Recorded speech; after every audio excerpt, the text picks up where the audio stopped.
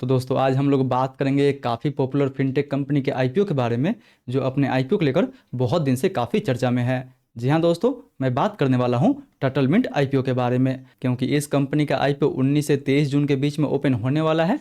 इसलिए आज के इस वीडियो में दोस्तों हम लोग बात करेंगे कि क्या हमें इस आईपीओ में अप्लाई करनी चाहिए या फिर नहीं करनी चाहिए। जी हाँ दोस्तों, इस वीडियो में हम लोग इस आईपीओ को हर एक एंगल से डिस्कशन करने वाले हैं। वो या तो कंपनी का फंडामेंटल हो गया, कंपनी का बिजनेस हो गया, या फिर कंपनी का वैल्यूएशन हो गया। लास्ट में इसके जीएमपी को देखते हुए बात करेंगे कि फिलहाल ग्रे मार्केट में इसका क्या डिमांड है, इसमें हमें लिस्टिंग मिलेगा या फिर नहीं मिलेगा। तो आप दोस्तों बस इस वीडियो के अंत तक बने रहें, ताकि ओवरऑल ये कंपनी काम क्या करती है, इस आईपीओ में आपको अप्लाई करनी चाहिए या फिर नहीं करनी चाहिए, उसका एक बेटर व्यू मिल सके।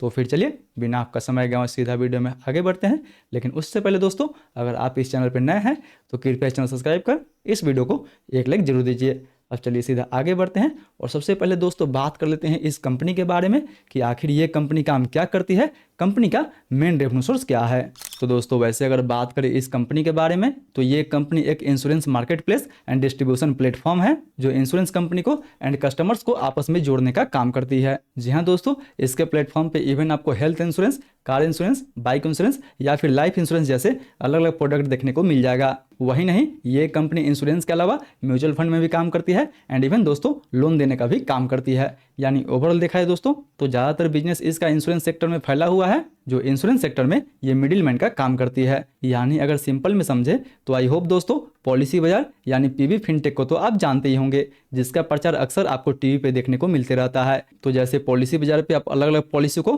कंपेयर कर सकते हैं, वैसे ही सेम यहाँ पर भी आप अलग अलग पॉलिसी को कंपेयर कर सकते हैं एंड किसी एक पॉलिसी को चूज कर सकते हैं। अंतर दोस्तों बस इतना है कि पॉलिसी बाजार का पूरा बिजनेस आपको ऑनलाइन देखने को मिलेगा, जबकि टटलमिंट के पास आपको लाखों एजेंट हैं, जिसको ये company point of sales person या फिर अपना डिजिटल पार्टनर भी बोलती है। एंड यही सब पॉइंट ऑफ सेल्स पर्सन यानी डिजिटल पार्टनर के थ्रू ये कंपनी अपने इंश्योरेंस को बेचती है। यानी इस कंपनी का पॉइंट ऑफ सेल्स पर्सन का प्रेजेंस आपको even tier 2 and tier 3 cities में भी देखने को मिल जाता है, जिसके वजह से कंपनी का स्ट्रॉन्ग फोकस आपको इन छोटे बड़े इलाके में सभी में देखने को मिल जाता है। वहीं ये कंपनी अभी तक 44 इंश्योरेंस कंपनी के साथ पार्टनरशिप की हुई है, जो भारत के almost 70% life insurance and general insurance company को रिप्रेजेंट करती है। यानी अगर ओवरऑल देखा जाए तो ये अपने प्लेटफॉर्म पे अलग अलग इंश्योरेंस कंपनी को लिस्ट करवाती है, उनका इंश्योरेंस सेल करवाती है एंड जो भी कंपनी को कमीशन मिलता है वही कंपनी का मेन रेवेन्यू होता है। यानी अगर ओवरऑल बिजनेस देखा जाए तो जी हाँ दोस्तों, ये कंपनी जिस सेक्टर से बिलोंग करती है, जिस नीश में काम करती है,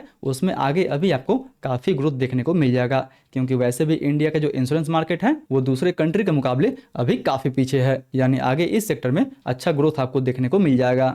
वहीं कंपनी के बिजनेस की तुलना में अगर बात कर ले कंपनी के फंडामेंटल के बारे में, तो दोस्तों कंपनी के फंडामेंटल आप यहाँ पे देख ही सकते हैं कि फिलहाल ये जो कंपनी है वो दोस्तों एक लॉस मेकिंग कंपनी है। ईयर ऑन ईयर बेसिस पे कंपनी हमेशा लॉस ही करते आ रही है एंड अभी भी इस कंपनी का जो प्रॉफिटेबिलिटी का रास्ता है वो दोस्तों काफ़ी दूर है। वहीं रेवेन्यू के बारे में बात कर ले तो दोस्तों रेवेन्यू तो आपको ईयर ऑन ईयर बेसिस पे अच्छा देखने को मिलेगा, बट ओवरऑल देखा जाए तो ओवरऑल दोस्तों ये जो कंपनी है वो एक लॉस मेकिंग कंपनी है, इसलिए इसका आपको अर्निंग पर शेयर भी निगेटिव में देखने को मिलेगा एंड इवन दोस्तों पी रेशियो भी निगेटिव में देखने को मिलेगा। इसलिए इन्वेस्टर्स इस आईपीओ में ना ही ईपीएस के बेसिस पे पैसा लगाने वाले हैं, ना ही दोस्तों पी रेशियो के बेसिस पे पैसा लगाने वाले हैं। इन्वेस्टर्स जो भी इस आईपीओ में पैसा लगाने वाले हैं वो कंपनी के फ्यूचर ग्रोथ को देखते हुए आईपीओ में पैसा लगाने वाले हैं, क्योंकि वैसे भी कंपनी एक लॉस मेकिंग कंपनी है, इसलिए एग्जैक्ट वैल्यूएशन निकालना भी दोस्तों काफ़ी मुश्किल होगा। बट अगर ओवरऑल देख ले तो जी हाँ दोस्तों, ये कंपनी अभी तक एक लॉस मेकिंग कंपनी बनी हुई है।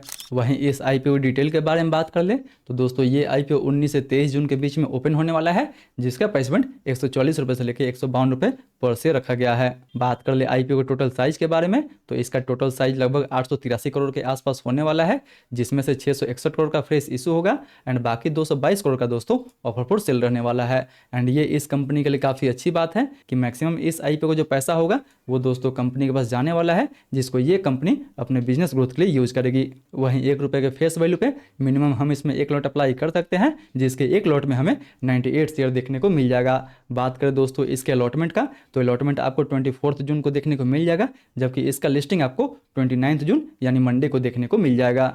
सो फाइनली दोस्तों, इन सारे फैक्टर को देखते हुए अगर बात करें कि क्या हमें इस आईपीओ में अप्लाई करनी चाहिए या फिर नहीं करनी चाहिए, तो अगर सबसे पहले बात करें लिस्टिंग गेंस के हिसाब से, तो फिलहाल दोस्तों ग्रे मार्केट में इसका डिमांड वही लगभग 3 से 5% के आसपास तक बना हुआ है।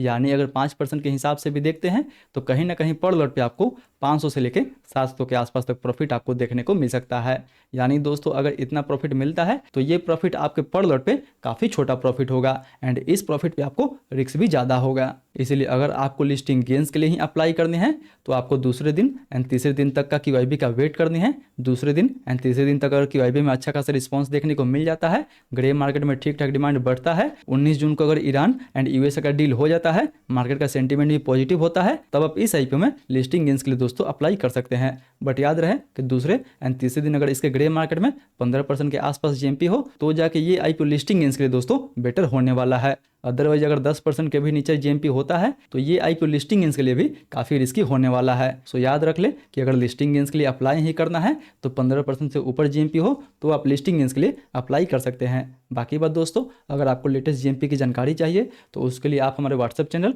या फिर टेलीग्राम ग्रुप से भी जुड़ सकते हैं।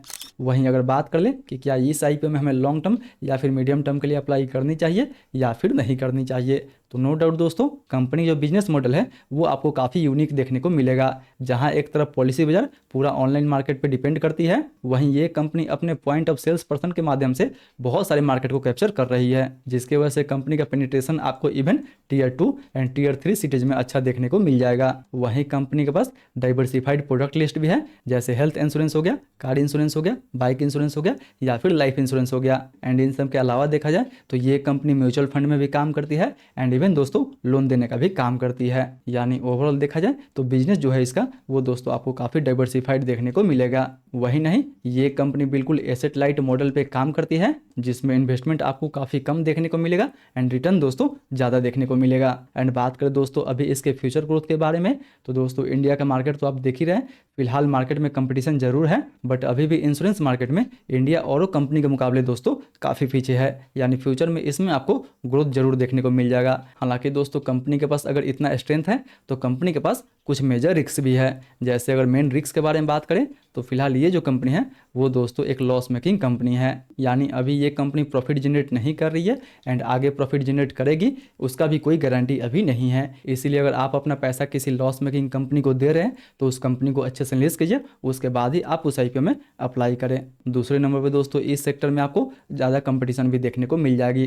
पॉलिसी बाजार ऑलरेडी इस मार्केट का लीडर प्लेयर है, जिसके पास ऑलमोस्ट आपको 70% के आसपास मार्केट शेयर है एंड वो कंपनी मार्केट में दोस्तों ऑलरेडी लिस्टेड है एंड वो कंपनी प्रॉफिटेबल भी है। इसलिए इससे ज़्यादा एट्रैक्टिव आपको PB फिनटेक इवेंट देखने को मिल जाएगा। वहीं इंश्योरेंस सेक्टर में आपको रेगुलेटरी कंप्लायंसेस का भी रूल काफ़ी सॉलिड देखने को मिलता है। IRDAI का जो रूल है वो दोस्तों स्ट्रिक्ट कंप्लायंसेस को फॉलो करता है, जिसके वजह से हमेशा इन सब कंपनी पे एक तलवार लटकती रहती है। यानी अगर ओवरऑल बात करें कि क्या हमें इस IPO में लॉन्ग टर्म या फिर मीडियम टर्म के लिए अप्लाई करनी चाहिए या फिर नहीं करनी चाहिए, तो फिलहाल अगर एक लाइन में बोला जाए तो ये कंपनी एक लॉस मेकिंग कंपनी है। इसलिए फिलहाल हमें इस कंपनी को बिल्कुल लॉन्ग टर्म के लिए एंड मीडियम टर्म के लिए भी अवॉइड करनी चाहिए। बाकी बात अगर आगे मंडे से ग्रे मार्केट में थोड़ा बहुत डिमांड देखने को मिलता है इवन 15% के ऊपर, तब आप इस IPO में लिस्टिंग गेंस के लिए केवल अप्लाई कर सकते हैं। हालांकि दूसरे दिन एंड तीसरे दिन भी इसके ग्रे मार्केट में अगर कोई डिमांड देखने को नहीं मिलता है तो इस IPO को लिस्टिंग गेंस के लिए भी दोस्तों बिल्कुल अवॉइड किया जा सकता है। इसलिए मैं तो इस IPO में अगर GMP नहीं रहता है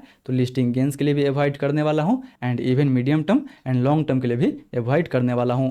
बाकी बात अगर लिस्टिंग के बाद मौका मिलता है, अच्छा खासा सेटअप बनता है, तो मे भी शॉर्ट टर्म में इसमें एंट्री बनाया जा सकता है। जैसा आगे का अपडेट होगा वो मैं आपको अपने Telegram group and WhatsApp group में देने का कोशिश करूंगा। बाकी बात आज के लिए बस इतना ही। आई होप दोस्तों की वीडियो आपको पसंद आया होगा। वीडियो पसंद आए तो वीडियो को लाइक करें, अपने दोस्तों के साथ भी शेयर करना ना भूलें। एंड स्टिल दोस्तों अभी भी इस कंपनी को लेकर कोई कन्फ्यूजन है तो वो आप हमसे कमेंट करके पूछ सकते हैं। फिर मिलते हैं अगले वीडियो में। तब तक दोस्तों 23 जून से एक और IPO ओपन होने वाला है एडविट ज्वेल्स का, जिसका ग्रे मार्केट में अभी काफ़ी अच्छा खासा डिमांड चल रहा है। तो स्टिल आपने अभी तक उस कंपनी का ओवरव्यू वाला वीडियो नहीं देखे हैं तो ऊपर वाले इस वीडियो को टैप करके आप इस कंपनी का ओवरव्यू वाला वीडियो देख सकते हैं।